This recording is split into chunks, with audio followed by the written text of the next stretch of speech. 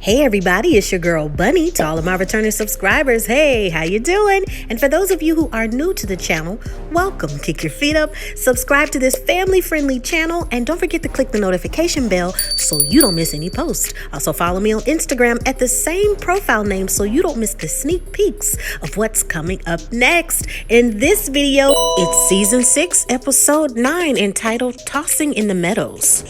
I give a full episode recap with photos offset to the side, and then I give my review at the end. No need to dig around. I have all of the minute marks in the comments. It's all coming up next.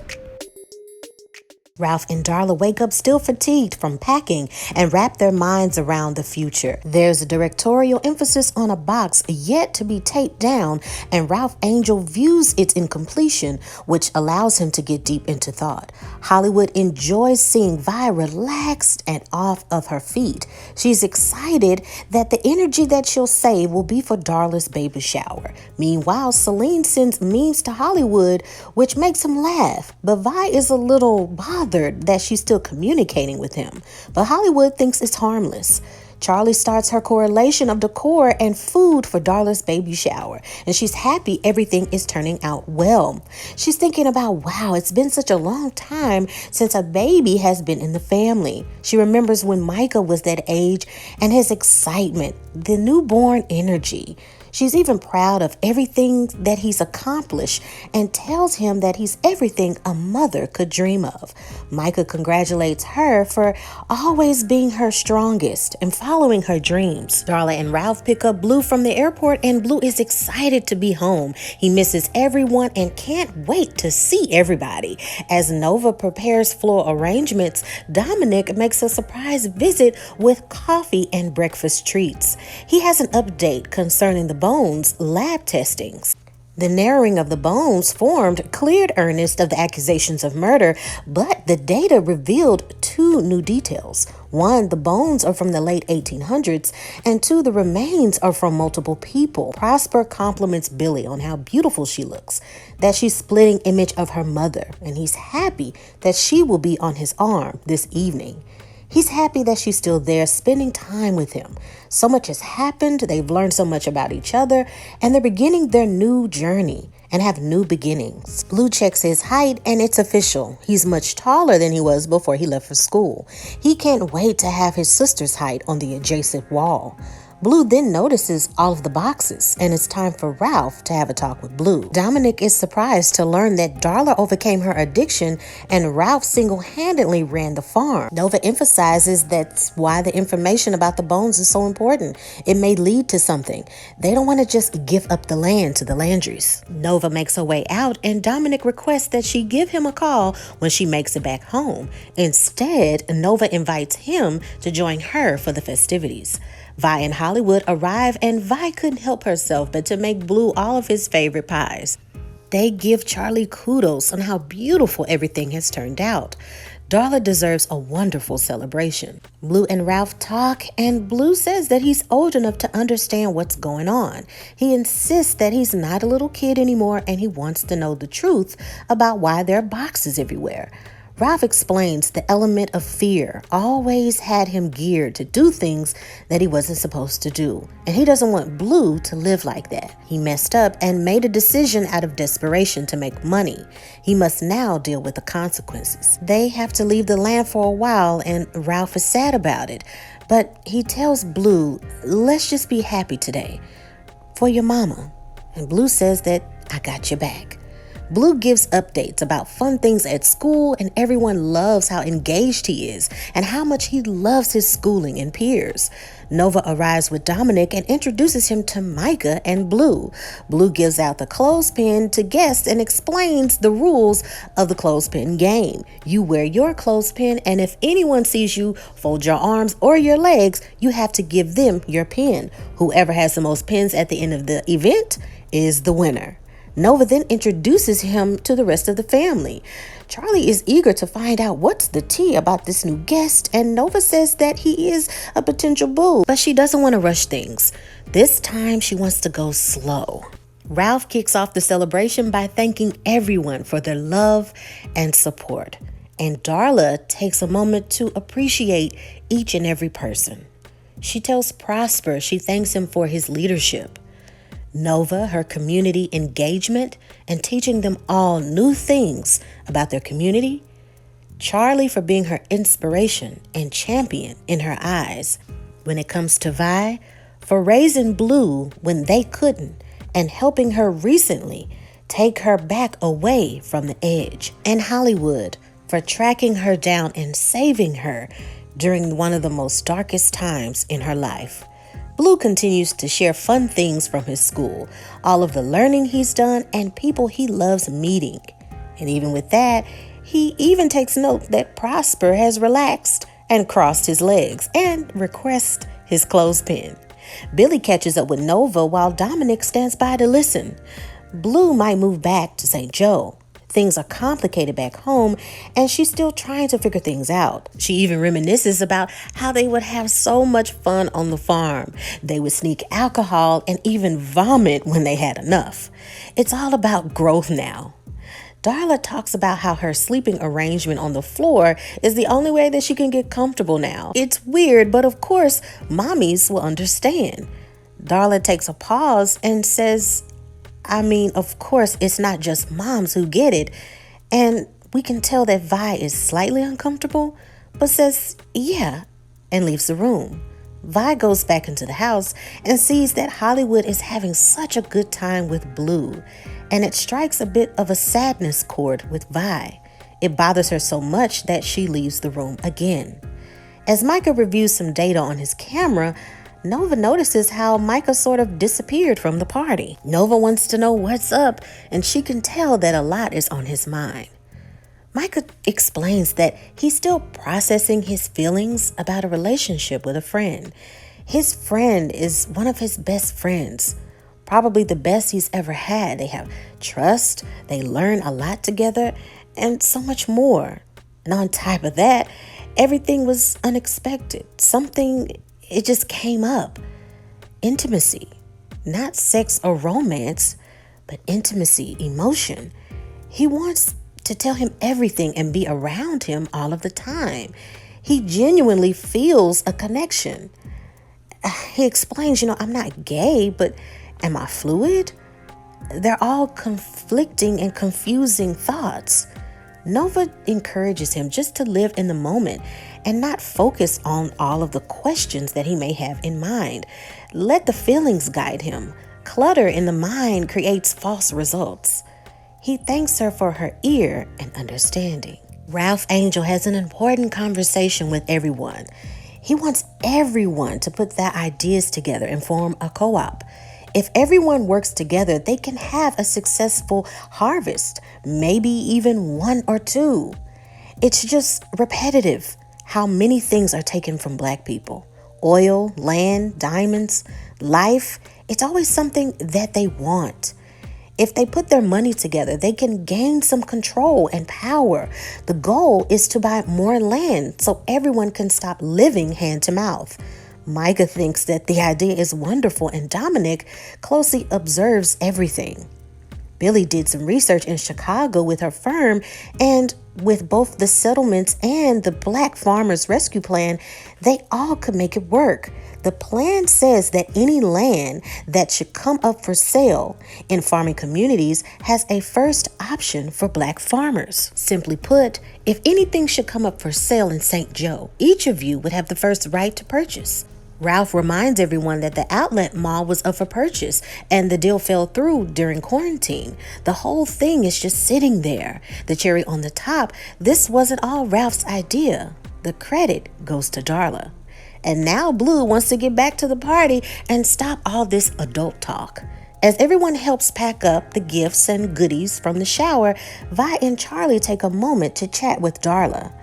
Charlie offers for them to leave everything in the garage. This way they don't have to pack everything up in the car, take it home, and then pack it back up again. But Darla insists that it's okay. It's actually better if she can take everything out of boxes and organize it first. There's a pause, and Vi and Charlie make it known that in no way, shape, or form do they want to meddle in their personal lives. Are they trying to tell them what to do? But they want to help. Vi offers her home, and there's an extra room. It's perfect for her, Ralph, and the baby. And they'll also get some homemade meals, and she can be there to help them relax. They won't have any rent, and most of all, they can save some money. Charlie also has a beacon of help. She points out that majority of the time she's going to be campaigning, and her home will just be empty. She welcomes Darla and Ralph to stay there. If not, nobody will be in the home. Plus, Micah is going back to the dorms. Whatever Darla decides, Vi and Charlie just want to let her know that she's not alone during this process. They're always there to help. They love her. Darla is so grateful and loves their offers, and she wants to talk over everything with Ralph. Dominic collects more data and helps to zero in more evidence. It reveals that it matches a lot of the remains from the Thibodaux, Louisiana massacre in 1887. Nova is familiar with the information as she ran across it while she was doing research for her book. Local black farmers tried to join a union, and they were massacred by angry white farmers. But Thibodaux is 15 miles away. How does that correlate with St. Joe? Nova wants to know, how does this information blend? Dominic says that multiple massacres resulted in unmarked burials. This is not unlikely, and the lesser developed land was designed as a massive gravesite. Nova remembers that the museum that they just visited is in the process of being historically categorized. Can they somehow link that with their land? Dominic says it's possible. It's sacred land. Dominic says they need proof, things associated with the land, and registries to qualify the land to become a historical site. If so, that's proof so the land can't be taken. Micah returns back to the dorms and visits Isaiah's room. Instead of knocking on the door, he leaves a note that he's left some food just in case he gets hungry. He walks back to his room conflicted if he should say anything at all to Isaiah. Ralph and Darla finally settle in, and Blue is fast asleep. Darla is so happy that they can always work together as a team. She fills him in on the information that Charlie and Vi offered, that they have places that they can go, options to stay, and most of all, it will help them save money. Ralph is flattered at the offers, and Darla thinks it'll be a good idea to move in with Vi, as she can give her more guidance. Ralph just wants to be where Darla is and wants what's best for everyone. And that is the end of the episode.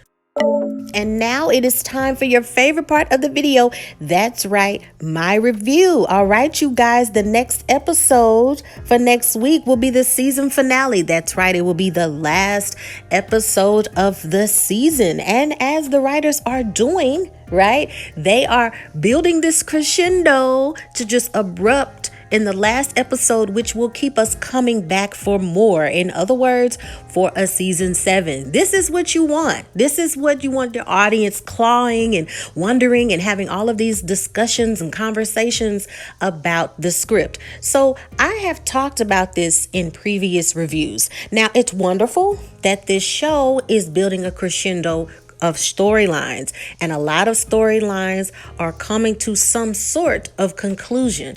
But I also stress that you do not want to wear down your audience.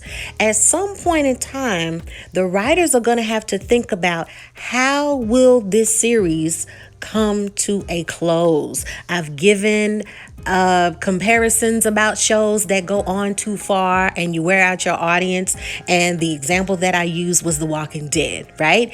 That they've just stretched out this series and it being absolutely amazing from seasons 1 through 3, and after that different seasons being split into 2 and just dragging on because it's popular, this storyline, to where a lot of people are just like, you know what, I'm done watching the show, I don't want to watch it anymore. This is something that I fear for the series, right? So another example, we have Greenleaf. Okay, for those of you who are big Greenleaf fans and who watched that show, there were so many different storylines happening that unfortunately, until we could get to the point of looking at them all unravel, unfortunately the views went down and then causing the show to be canceled. It was a wonderful show. It had amazing writing. The cinematography was great. The set designs were great, but they exhausted, unfortunately, the audience. As many people say that as they supported the show and they loved the show,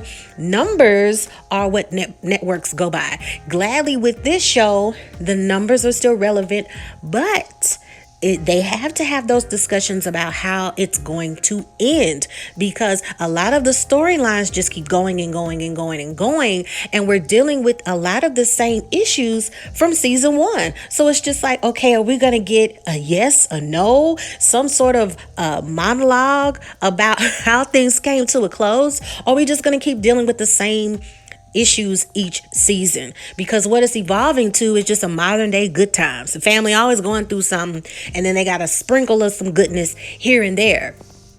That can get exhausting to your audience, okay? So if you've been keeping up with me this entire season, you guys, I have said that Vi is making it easy for the cleanup woman. Okay, for somebody to take her man. All right, Vi in Hollywood have had these undertones of serious situations and serious conversations that they keep avoiding. So many things have happened in the family and in their personal lives that they haven't had a chance to really sit down and vent out that anger that they have been suppressing. Think about from the beginning when we were introduced to Hollywood, from when they got married until now, right? We have this Hollywood being so considerate and sacrificing so much for Vi, not only in her divorce and how she was living currently, to taking care of herself more, to her illness, to him getting settlement money, giving that up, postponing his dreams so she can have Vi's prize pies, putting himself last, and finally having his own place at the real spot. But then the pandemic happened, unfortunately, right? Of course, as a married couple, as I've always said in each review, that's what you do, right? You're there for your spouse. You love one another. But everybody has a breaking point when it comes to, well, what about me? What about my dreams and aspirations? And what about if I'm exhausted from everything? And Vi constantly giving her time and energy to other people, but giving what's left at the end of the day for Hollywood. This is something that I said that strained their relationship from the beginning. A lot of people aren't thinking about it, right? Because he's so supportive and he's wonderful. Now we're seeing that slither of things that they have brushed under the rug and haven't addressed, and now it's starting to bubble over. I really hope that the writers will give them this blow up of an argument, because it needs to happen. They've brushed over the fact that Vi says, hey, I'm the age that I am. Does it bother you, right, that we don't have children? And of course, Hollywood's saying, no, I love you. It's okay. But she's seeing the fun and fulfillment and enjoyment of this father-like figure for Gabriel, for Blue. And then she thinks about her quote unquote failure of not being able to have kids, the little moments where, Charlie and Darla are thinking about, when I was pregnant, I couldn't get comfortable and I had to sleep in this weird position. And Darla's like, I don't mean just mommies understand, because they know her delicate situation. Vi keeps going over that, okay? And now we have an inappropriate situation with Celine, who's clearly been inappropriate. Vi has made it very clear about how their friendship is not the same. And here Celine is being very inappropriate, sending stuff to Hollywood. Yeah, it's just memes, but we're developing this confidant, kind of window outside of Vi that he could possibly vent to. Right? That he could possibly say, well, I can't talk to Vi about this. How about I talk to Celine about that? It's very dangerous. It's that slither of opportunity where there may be a hiccup And him saying, I would rather talk to somebody about this than to talk about, where I'm not appreciated really at home. Sounds crazy, but it can happen. And it was written in the script for a reason, okay? And Vi lifted up that little mask on her face like, hold up. You texted my man, wait up, stilettos, pumps in the club. I was like, oh, wait a minute. Hold her back. Hold my back. She about to get up, about to get a pie and slam into somebody's face. Don't do it, Vi. Don't go to jail. Not today. Don't do it, Vi. But it's happening. It's happening. I've been saying that all season. And it's probably something that they'll have in season 7, but I hope they address it because it's something that they've just been slithering over and they need to take care of that. Okay, so when we talk about the final decisions of moving for Ralph and Darla, look, Ralph is so stubborn, right? It's like Darla's talking to him about, hey, we can move in with Vi, we can move into Charlie's house and all this other stuff. And now he's finally listening to her suggestions. And it only took a lawsuit, theft, him going to jail, being questions, and them having nothing for him to finally say, you know what, I'm cool with wherever you want to be. It's like, at this point, do we have a choice? I mean, the stuff is boxed up. I mean, where else we gonna go, Ralph? I mean, dang, brother. It's only so far that handsome face and them beautiful, pretty brown eyes can take you. Now the baby's coming. I need you to stop being stubborn, okay? Because this baby is coming. You don't have money like that. All right? So just stop it. We need to pick which one we were going to. I mean, Ralph was really getting on my nerves being so stubborn. Oh my goodness. It's just so frustrating because that can be a strain on their relationship too. You being the man of the house, but you're not thinking rationally. You're not thinking logically when it comes to a lot of stuff. You're doing rational things, which are putting y'all in these predicaments of danger, right? Being out on the street, then the Harvard situation, you're not being honest about they getting payday loans. I mean, what is going on? Oh my goodness. Between the sheets in my home. Let me stop. Okay, so now let's talk about Billy and her dad. So they are finally starting this journey, right? Of father and daughter clearing the air about issues from the past, looking at their mistakes and moving forward. It's evident that they're setting up Billy's character to be in St. Joe. Right? And what's going on at home that's so bad that you're willing to relocate and come to where your father is? It's not just because of your daddy and because everything's just copacetic with your dad. It must be some serious stuff going on, right? Because you have this job, as she mentioned in the last episode, that, hey, we're moving from being remote to returning back to the office. So if you're returning back to the office, why are you coming to St. Joe? What's really going on, Billy? And what secrets are you holding? Very evident that she's holding something secretive, and I want to know what it is. Tell me, girl, what happened? Okay, so let's get to what I know a lot of people maybe would have sucked their teeth about when we saw Micah's conversation with Nova. So I said in several episodes back how the character of Micah said some things, insinuated some things about his new feelings and what was going on, his friend Isaiah and people making comments and all of that, and his friend. You have to go back and listen to that review, okay? And how the writing has created discussions about this, and how a lot of viewers were just like, oh, why are they doing it with the character? They shouldn't do that. I mean, this whole time he been dating girls and now they trying to. And the last few episodes I talked about how it just goes to show that those conversations are still necessary in people being comfortable with their sexuality. And if you're not gay, you should be comfortable enough in your sexuality to be around those certain things, and people challenging who your friends are. I discussed all of that. So I'm from the South with an F, not the South. I'm from the South with an F. Okay.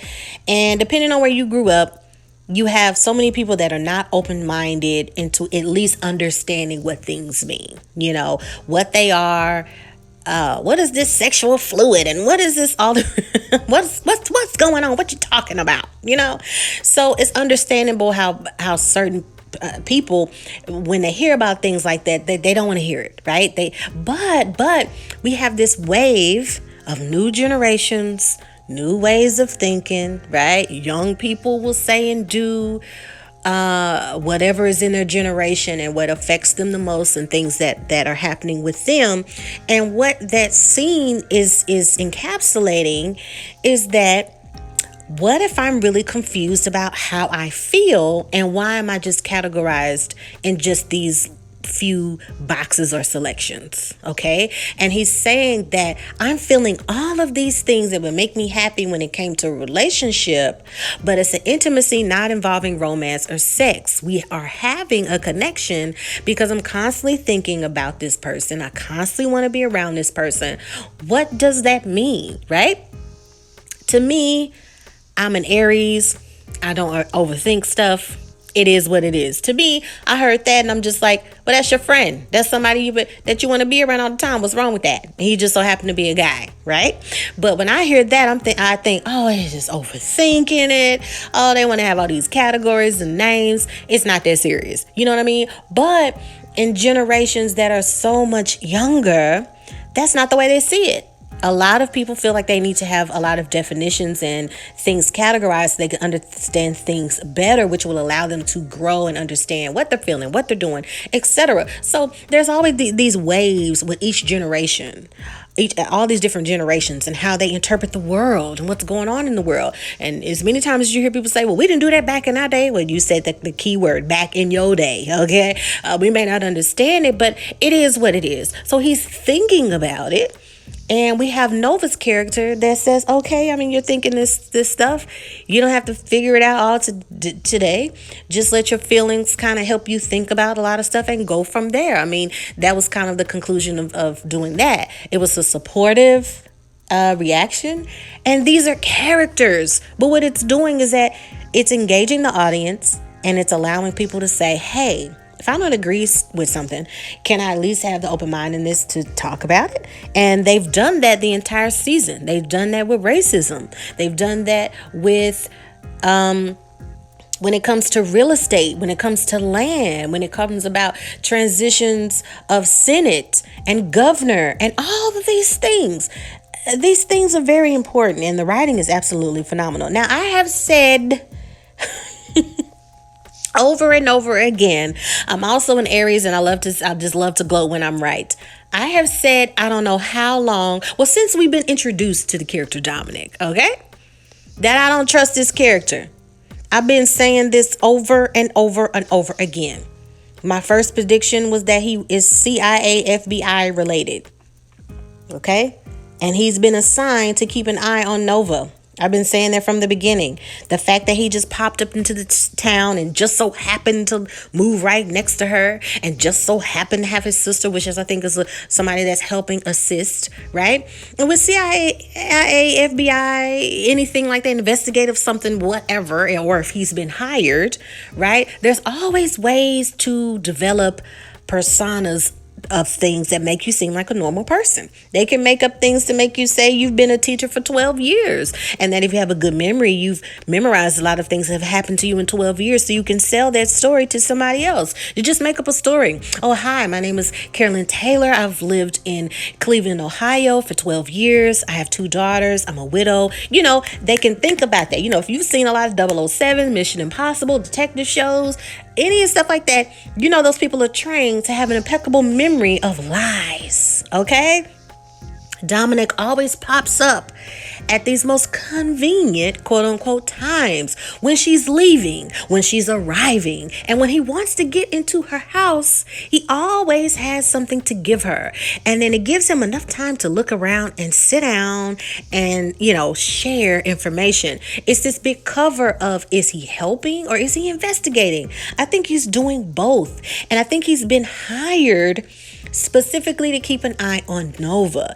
Her making a pass at him and trying to give him a little kiss, and he stopped that and used the excuse, oh, you know, it's energy and you're dealing with a lot and I don't want it. I think he's trying not to get involved romantically because he has a job to do. Okay, he has a job to do, and he's doing just that. The energy is off. The energy is weird. Him having this access to all of this research through the school is pretty interesting. Okay, and I've said that from the beginning. And if it's revealed that he's really a true love interest, I can say, oh, my predictions were completely wrong. It was a bad estimate, but I think I'm right. Okay? If I'm wrong, I'm wrong, but I think I'm right about this. Let me know what you think. Subscribe. Click on that like button. Like it, because you know you like it. You love it. You like it. Click on that. And also click that notification bell so you don't miss any post. You got to click that notification bell. I get a lot of DMs on Instagram saying, hey, Bunny, I didn't see you when you posted that video. What happened? I didn't see that. You got to click the bell because it's going to send you a notification that, hey, Bunny has made a new post. Also, check out previous shows that I've just made about a lot of shows. We have Wu-Tang and American Saga that just ended. We have reality dating show, Ready to Love. There's just so much more, okay, than just this show. Make sure you check out the pinned comment. So a few things that I've recommended down below that you can check out, that you can catch up on and binge watch if you don't have anything to do this weekend. And also check out the playlist. There's a very big spectrum of things to watch, okay? Diversify your mind. Diversify what you watch, okay? I got from Star Trek Picard on there. I have Jim Henson's The Dark Crystal. So many things that maybe you wouldn't watch, and just check them out. We got The Handmaid's Tale that you can binge watch. 13 Emmy winner show, okay? The Handmaid's Tale is thebomb.com. If you're missing out on it, I don't know where you've been, okay? Because that show is off the hinges, all right? It's a little vulgar, but you'll be all right. You'll be okay.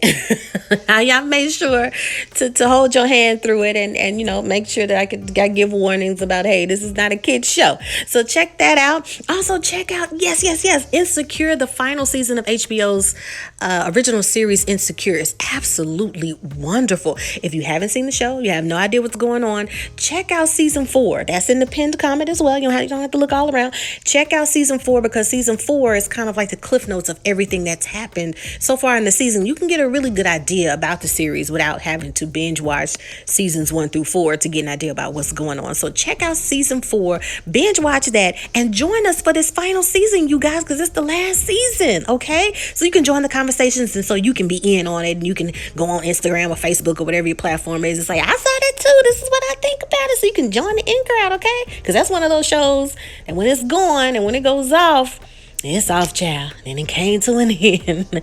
Until next time, take care of yourself and each other. And make sure you check out Queens, all right? The original series on ABC. That's in the pinned comment as well. Check that out. It's so entertaining. I thought it was going to be corny and cheesy and whack, but it's so fun and so engaging to watch. Okay, I'm going to say this again. I mean it this time. Until next time, take care of yourself and each other. I'll see you next time. Bye.